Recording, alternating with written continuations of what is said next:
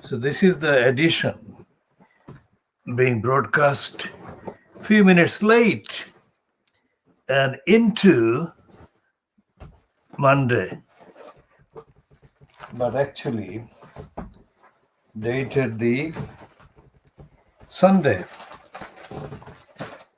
the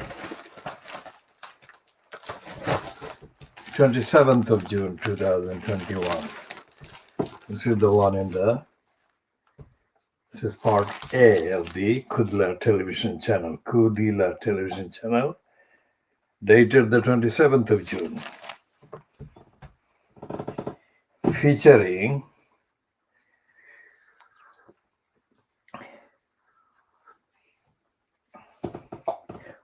one episode of many. Now, we have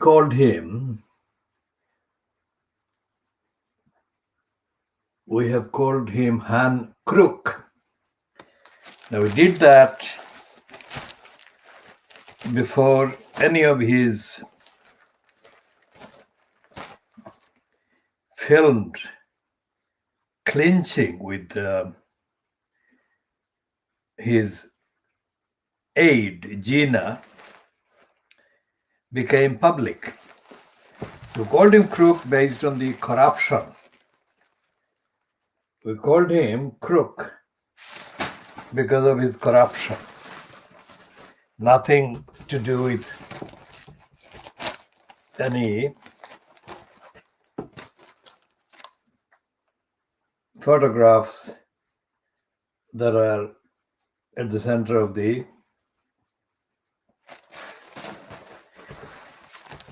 resignation.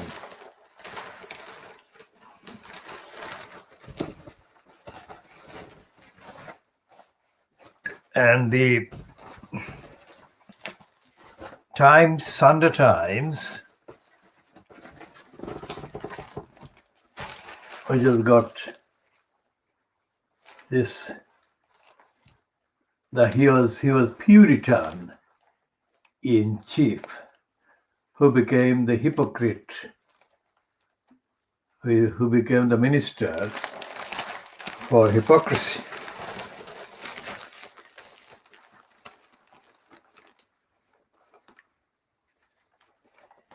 And in the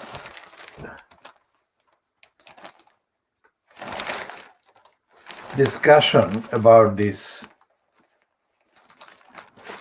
resignation by the Minister for Hypocrisy, as they're calling him, they're also running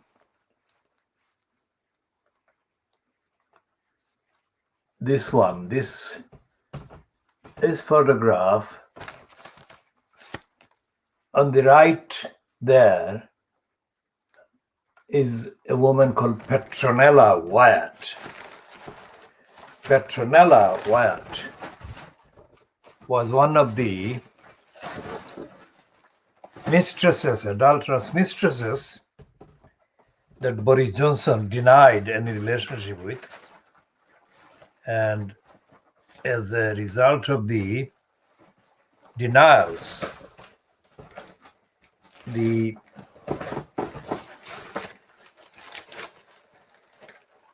affair ended up in the public domain.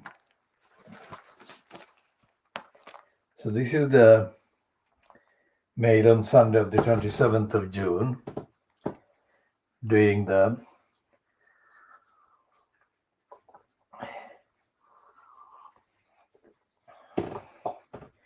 and in the Mail on Sunday, there are what is called 8 pages to say.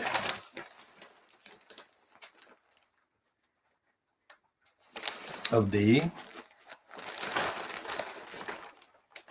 journalism, they say, concerning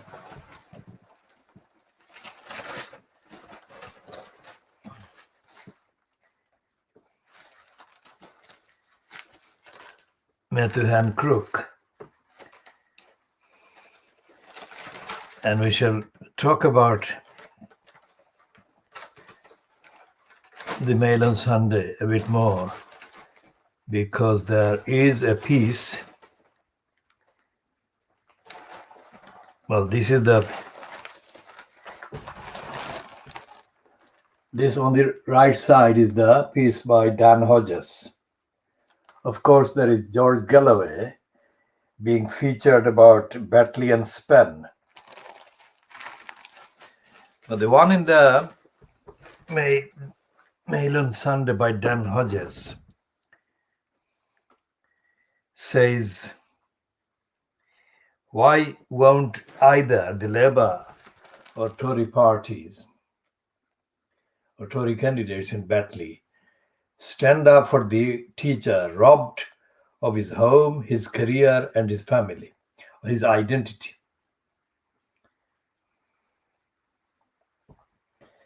And there is a subsidiary stunt about Batley and Spen given to Galloway. It's interesting that Galloway is being treated favorably by the Mail on Sunday.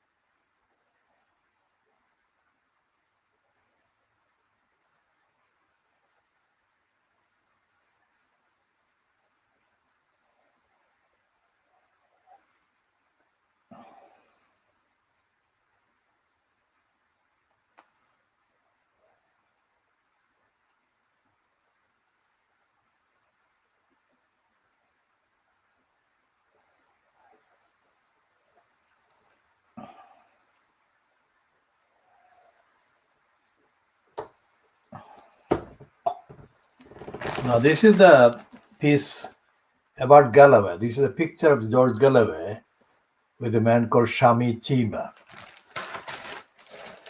And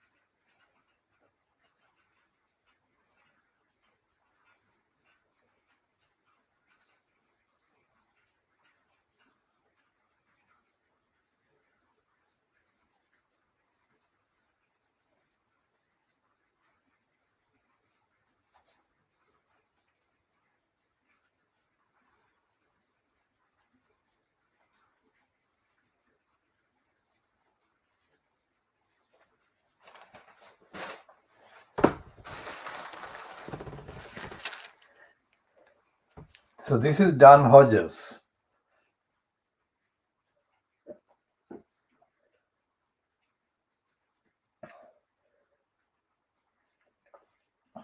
About the teacher who was the subject of protests by parents and guardians at the Batley Grammar School.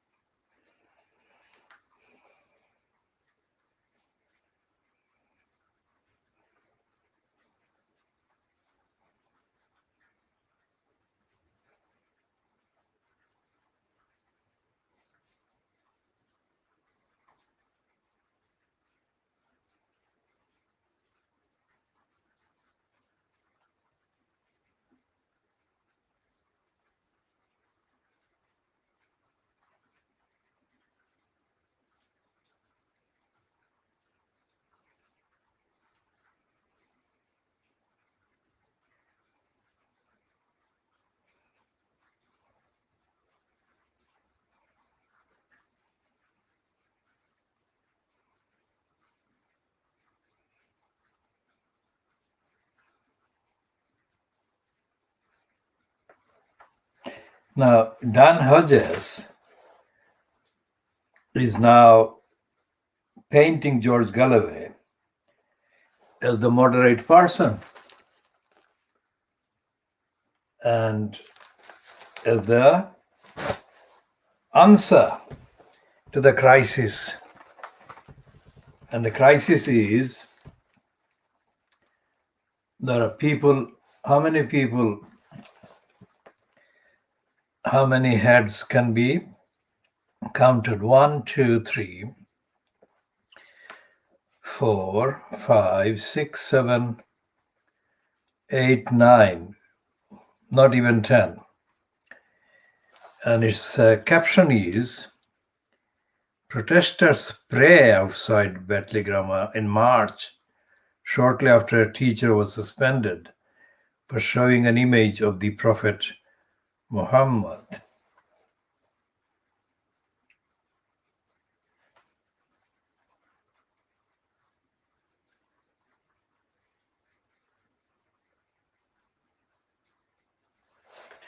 And Hodges continues to praise George Galloway.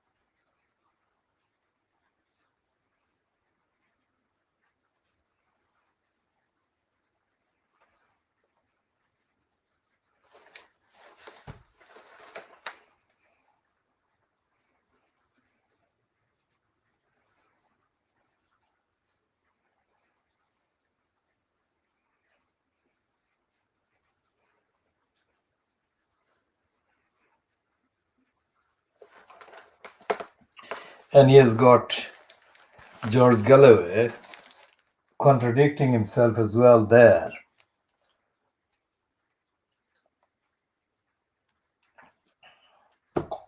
Because he says that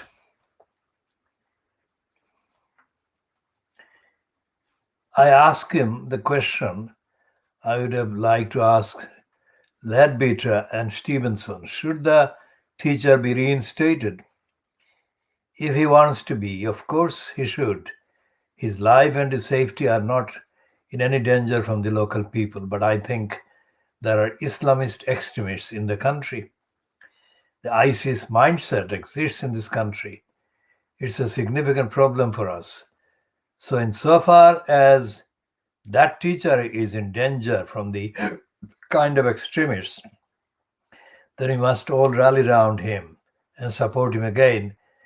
That appears to be the full-throated defense that he has been lacking from our mainstream politicians. But George Galloway is a master at working the angels. And in Wednesday's debate, he took a rather different tack. The image shown to the class was horrific and insulting, he claimed.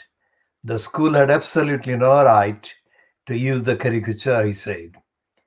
But on the one hand, Galloway is correct. The leadership vacuum or chasm that has been allowed to develop in Bentley has indeed opened the door to those from outside. I'm now standing in the sunshine in Bentley Market Square as Lawrence Fox, replete in his signature sunglasses and crisp white shirt addresses a small but appreciative crowd. The former actor, failed London mayoral candidate and vanquished opponent of lockdown, has suddenly found a new cause. I stand with the teacher, he tells his audience. We cannot have an education policy driven by intimidation, bullying, and death threats. Fox's address is received warmly rather than rapturously. I don't really know who he is, one onlooker concedes to me. Just as I prepare to return to London, I take a walk along Market Square in Barstow. It's here, just outside the library, where Joe Cox was murdered. In the years that have followed her death, a lot has been said and written about togetherness, social cohesion, turning away from hate. The words of her maiden speech have been replayed and recounted many times. We are far more united and have far more in common than that which divides us. But what does that mean, really? What is actually the point of any of it? If 5 years on, the teacher and his family remain in hiding for their lives, hiding not in any way our spineless politicians are hiding, but literally in fear of the splintering of a door or shattering of a window. That means they are about to be added to the roll of horror that includes the staff of Charlie Hebdo and the French teacher Samuel Paty. This week, a new MP will be elected for this constituency, at which point the parties will decamp. Those of us in the media will pack up, and the town of Batley will move on, except for one man, a teacher, a good teacher, a neighbor, a good neighbor who has been disappeared by his own community and his own country. So where does Dan Hodges, actually place the blame for all of this? Hodges doesn't blame Boris Johnson, really, because Hodges, if anything, is a stooge, a propaganda stooge. And Hodges is completely all over the place because Hodges doesn't know that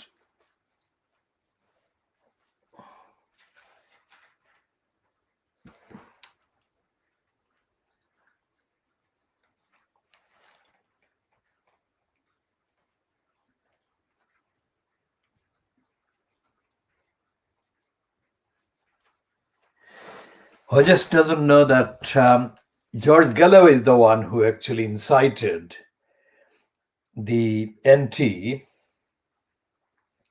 anti-Muslim diversion in Batley and Spen.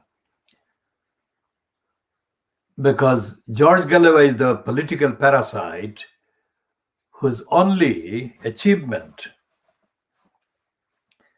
in the last, let's say, 20 years, following his ousting by Tony Blair from the Labour Party, George Galloway's only achievement has been that he has been able to call himself for 2, let's say, terms, a member of parliament, solely because he parasited himself as a champion of the Muslims. That is, as I said, that is factually, evidentially untrue and untruthful.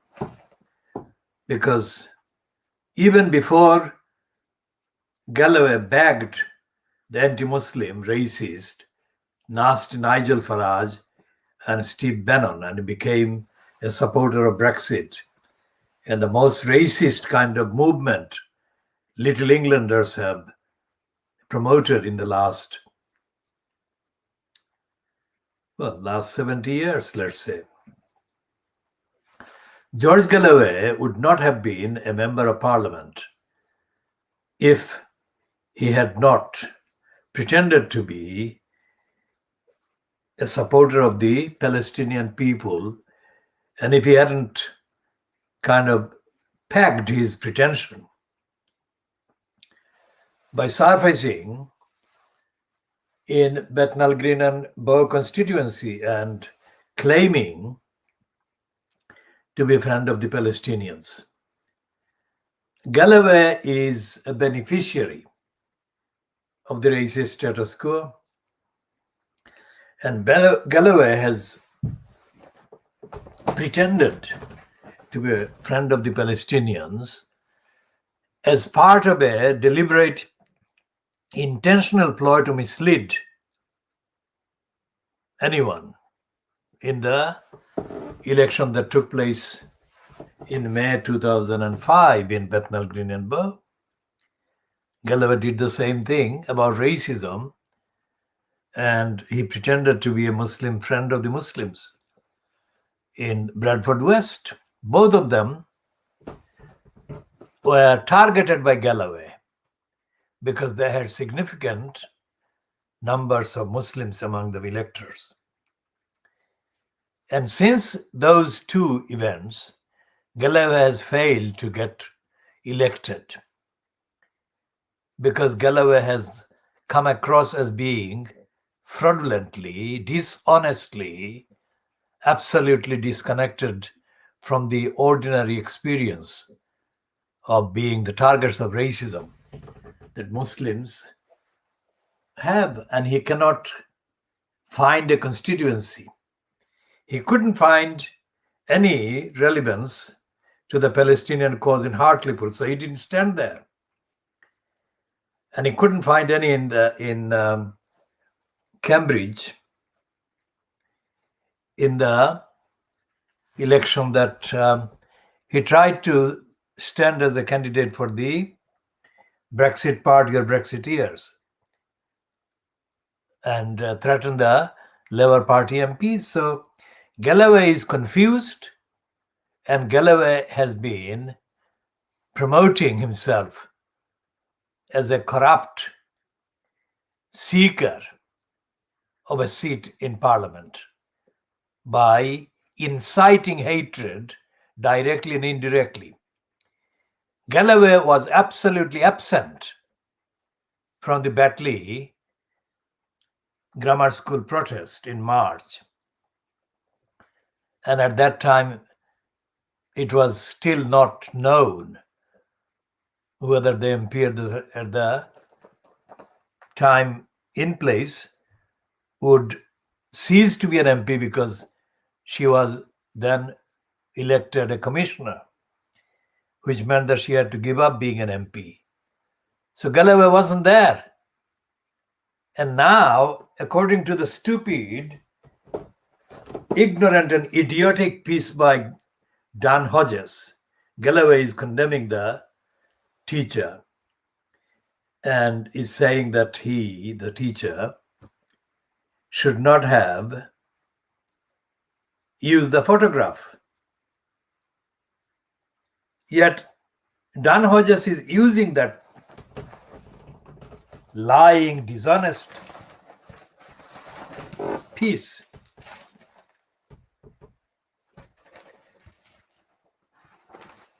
Hodges is using that very piece to give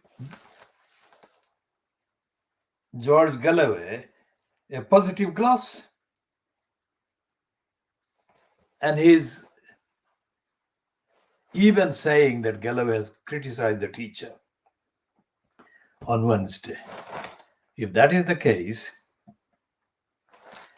how can he give Galloway any positive mention, which he is doing here against the Labour Party, and saying that Galloway has said that he would have dealt with the poison if he were the MP? Well, Galloway is lying because Galloway never dealt with corruption, racism, and anything that actually mattered to the community. It was our campaign that gave him repeated opportunities to appear at action events against the Crossrail whole plot. Galloway didn't have anything of his own. When he did appear before a committee of MPs about Crossrail, he made a completely boastful and stupid, arrogant, and completely alienated statement. He said that the constituency where he was in place as an MP4 at the Namob was a detour that he did on the 19th of July 2005. So Galloway would not have done anything. Galloway, as we have said before, Galloway initiated bogus early demotions during his time officially on the list of MPs. During 2005 and 2010, and Galloway never once addressed a single issue to do with the constituency and the people of the constituency of Bethnal Green and Bow. And it seems that Dan Hodges doesn't have the skills or the sense to look at Galloway's actual behavior, either in Bethnal Green and Bow or in Bradford West. We shall talk more about Galloway and Dan Hodges later, in later editions that will be broadcast during the day, Monday, the 28th of June 2021.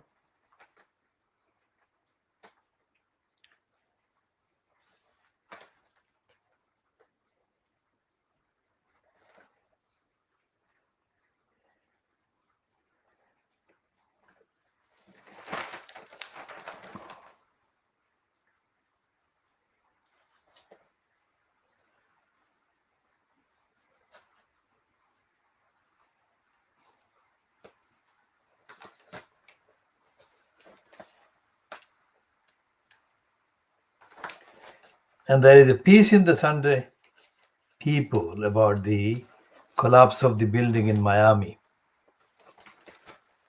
which we have pointed out in our tweets, not in exact factual detail, but as summary, that the statement by the Miami city officials did not talk about the history, the structural failures, etc., etc. Here is the heading on the Sunday People: major damage warning 3 years before the collapse, which is exactly similar to the warnings about the Grenfell Tower massacres.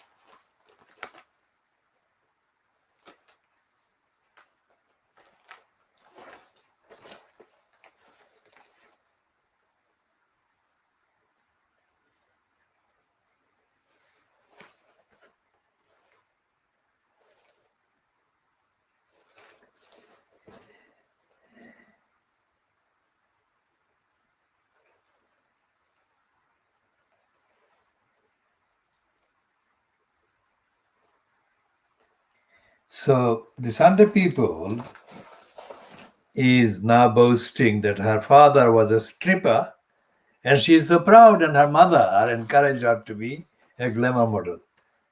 And in other papers, she is saying that she has been targeted by trolls. Well, this one is absolutely not going to get much sympathy because she has been boasting about the need to have sex 8 times a day.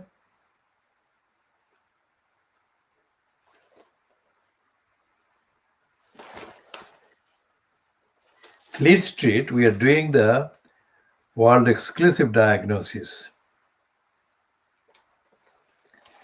of the lying press and the lying kind of culture. So this is the proof that the Daily Star on Sunday is in denial of the culture of lies and lying, and the culture of lying becoming the norm in this country. As we have been saying, contrary to what the former French ambassador to the UK said in an interview that the Guardian did after her initial statement carried in the interview published by the Times, in which she had said that Boris Johnson was indeed a congenital liar. In the Guardian one, she said that lying was no longer a sin in Britain. Now, these are two very serious and fundamental diagnostic observations by somebody who was not English or British. It seems that the Little Englanders and the Brexiteers cannot go beyond accusing the liars as clowns. This is not a serious offense being a clown, but liar being a liar and cheat and a crook, these are all criminal offenses.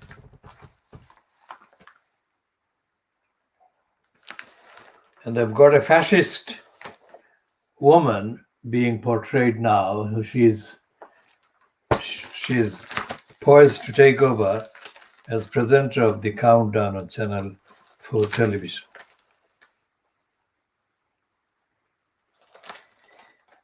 And Sunday Express is doing an inevitable, obvious kind of heading. Still not accusing him of being a liar.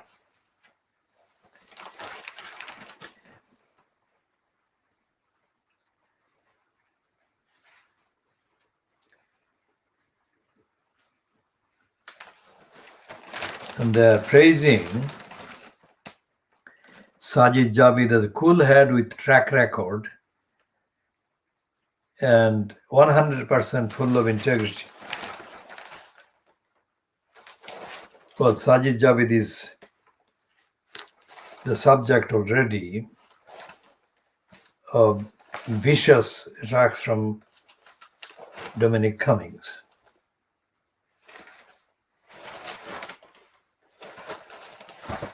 So these are the very short references to the papers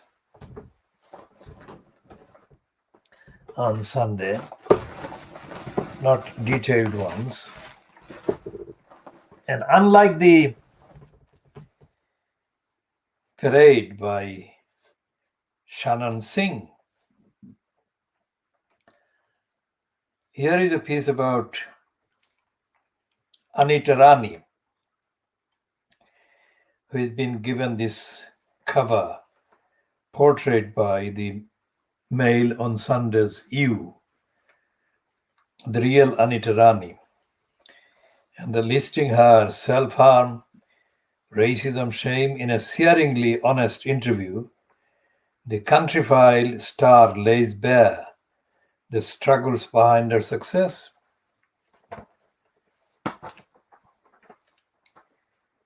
It is very rare that any ethnic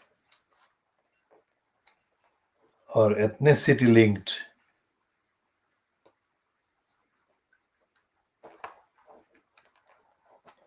person talks about racism in this country.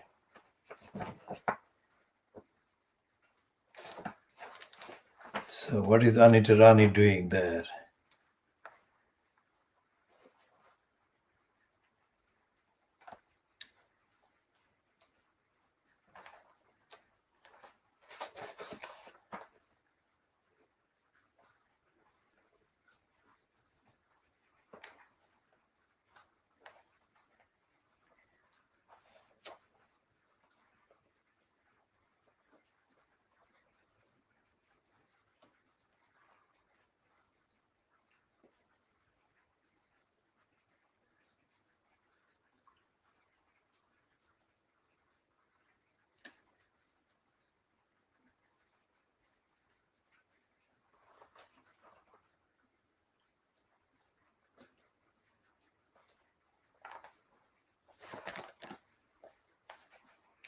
So we shall read the introduction to the piece. It's time to own who I am. That is what they're saying about Anita Rani. Part Yorkshire lass, part good Punjabi daughter. Anita Rani tells Cole Morton how living her life, trying to be everything to everyone, nearly broke her, and why now enough is enough. Growing up, I was too white to be brown, too brown to be white.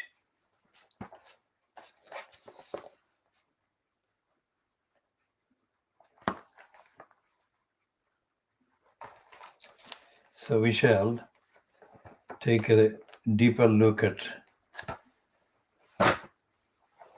that piece promoting Anita Rani.